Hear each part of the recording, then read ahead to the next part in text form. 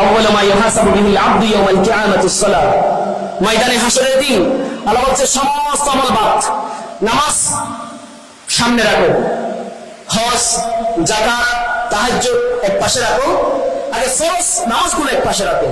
কারণ সেটা যদি আমি পেয়ে যাই তাহলে বুঝতে পারবো বান্দা সার্টিফাইড হয়েছে, সে জান্নাতে যেতে পারবে। যেই নামাজ আপনি আদায় করলে আল্লাহর সাথে দিদার হয়, ঠিক কিনা? সেটা আমার কথা নয়, নবী বলছেন আসসালাতু মি'রাজুল মুমিনিন, নামাজ মুমিনদের জন্য কি বাবারা? মেরাজ। আল্লাহর সাথে দিদার করার একটা স্থান হচ্ছে নামাজ পড়া। এখন আপনি ইউসুফ সদরি বাড়ির জামে মসজিদের মধ্যে এসে নামাজ পড়ছেন, আপনি সিজদা করছেন কাকে?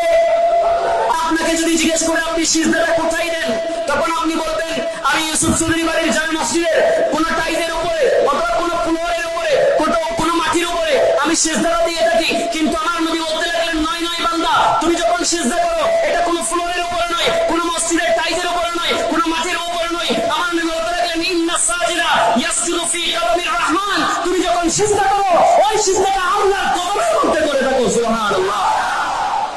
ওই সিজদা কোথায় হয়ে থাকে?